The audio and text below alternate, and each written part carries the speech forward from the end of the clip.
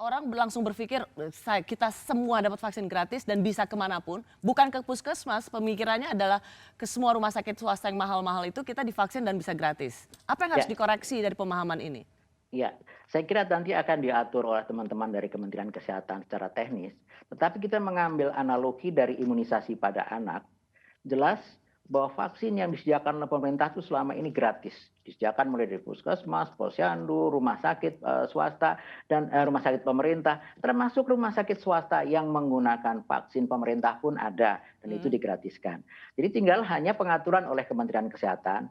Saya tahu kemungkinan besar tentu Kementerian Kesehatan atau pemerintah tentu akan memprioritaskan alokasi vaksin untuk digunakan di sarana kesehatan pemerintah karena betul-betul bisa dikontrol untuk mencapai percepatan cakupan yang 70% tadi saya koreksi bukan 67% ya Rosi, 70% ke atas 67 ya, sampai 70 biasanya, Prof. 70 ke atas, Hmm. 70% ke atas itu baru bisa tercapai herd immunity 70% ke atas.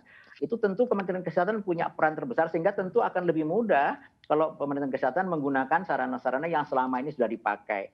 Nah, bahwa nanti beberapa rumah sakit BUMN, misalnya rumah sakit yang setengah pemerintah, setengah swasta itu juga dikendalikan. Itu akan diatur. Tentu Oke, pemerintah akan mengatur. karena gini Prof Sujatmiko, Ya. pasti Prof juga tahu, udah banyak rumah sakit mahal di Jakarta misalnya, sudah memberikan promosi pre-sale vaksin. Oke, saya kira nanti akan diatur lebih jelas. Pengalaman kita dari pasien-pasien anak kita imunisasi, maka ada sekitar 11% itu mereka menggunakan dengan uang sendiri atau dengan asuransi. Nah, apakah nanti vaksin COVID itu berapa persen kita tidak tahu pasti.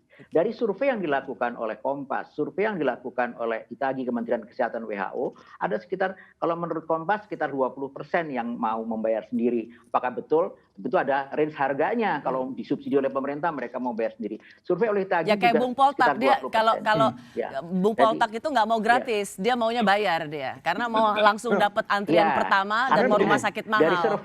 dari survei yang dilakukan oleh ITAGI, WHO, Kementerian Kesehatan, itu menunjukkan bahwa ada sebagian masyarakat yang sudah menyatakan saya akan membayar sendiri, tapi dengan range harga antara 50.000 sampai 200.000 kalau tidak salah. Oke, Demikian ya. juga yang dari survei dari Kompas juga sekian persen, saya lupa persennya berapa, tapi ada. Tetapi prinsipnya kami dari ITAGI adalah memang hanya memberikan masukan pada pemerintah. Prinsipnya kami ITAGI menyarankan pemerintah mengambil porsi terbesar dalam melakukan kegiatannya dan porsi terbesar dalam vaksinnya supaya cepat tercapai herd immunity dalam waktu yang singkat. Ya. Itu tujuan kami. Mengapa Bahwa kita perlu swasta mau mendukung, swasta mau membantu, mendukung bersama-sama silahkan aja itu mungkin baik-baik Ya, saja. mengapa kita penting untuk memaknai terminologi gratis? Jangan sampai orang sudah keburu menerima fakta ini sebagai sesuatu dimanapun mereka, kapanpun mereka datang bisa ngantri gratis dan kemudian ketika ketentuan itu tidak berlaku, mereka mendapatkan ini sebagai janji-janji kosong belaka atau PHP, pemberi harapan palsu.